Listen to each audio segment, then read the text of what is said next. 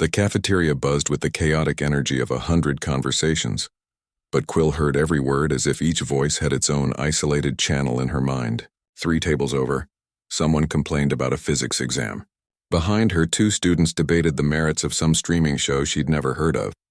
The fluorescent lights hummed at exactly 120 hertz, and the smell of synthetic protein patties made her stomach turn. She gripped her tray tighter, knuckles white beneath brown skin still marked with faint scars that cosmetic dermal regeneration couldn't quite erase.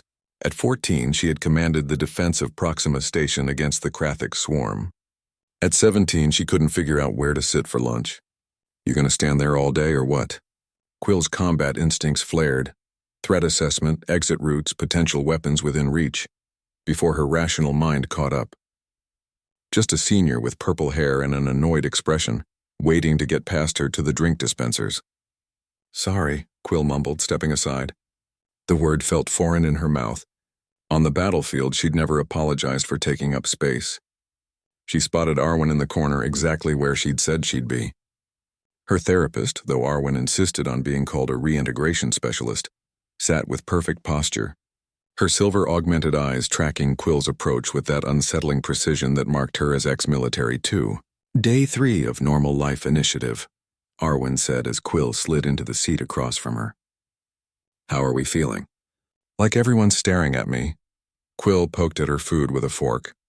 Like I'm wearing my combat exo even though I'm not. Like I should be doing something important instead of this. Arwen's lips quirked into something that wasn't quite a smile. She'd been through this herself 6 years ago, after the siege of Titan's Gate. At 20, she'd been the youngest tactical officer to earn the Solar Cross. At 26, she taught trauma recovery to child soldiers who didn't want to be called that. They're not staring, Arwen said gently. They're living their lives, just like you're learning to live yours. I saved 12,000 lives on Proxima, Quill said, her voice barely above a whisper. I coordinated 17 combat wings. I made decisions that... She stopped, jaw clenched. And now I'm supposed to care about homework and social drama and what clothes to wear? Yes, Arwen said simply. Because that's what peace looks like. That's what you fought for. The words hit harder than Quill expected. She'd heard variations of this speech a dozen times in the 3 months since the war ended. Since the Krathics had been pushed back beyond the Oort cloud, since humanity had collectively decided that child soldiers, even volunteer ones, even brilliant ones needed to be children again. I don't know how to be normal, Quill admitted. Neither did I, Arwen replied. She pulled up her sleeve, revealing a tattoo of coordinates, the location of her first command where 300 Marines had died under her orders. I got this on my 18th birthday. Thought it would help me remember who I was. Took me 2 more years to realize I didn't want to be that person anymore. So what happened? I learned that there's bravery in the small things too.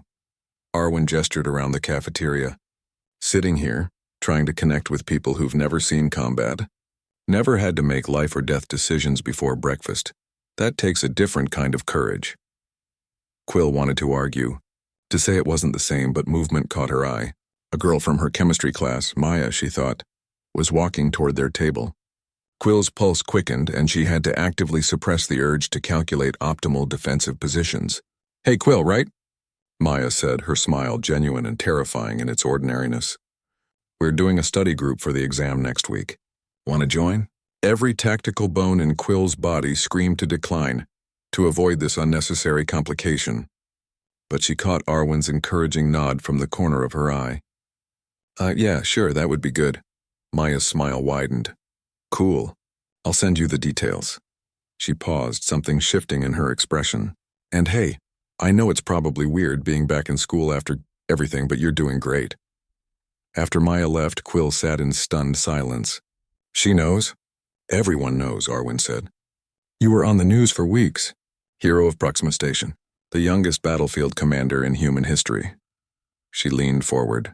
But that's not why she invited you.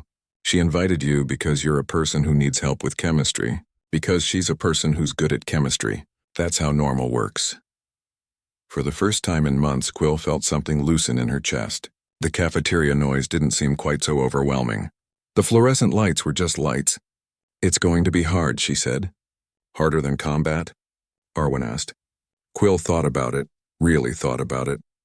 On Proxima, she'd known her role, her purpose, her place in the grand machinery of war. Here she had to figure out who she was when nobody needed her to save them. Different kind of hard, she admitted. That's the most honest thing you've said since we started these sessions. Arwen stood, gathering her things. You're going to be fine, Quill. You survived the Krathiks. You'll survive high school, too. As Arwen left, Quill sat alone with her half-eaten lunch and a chemistry study group invitation on her datapad. Through the cafeteria windows she could see the sky, clear and blue and peaceful with no warning sirens, no incoming fire, no desperate tactical decisions to make. It was terrifying. It was boring. It was exactly what she'd fought for.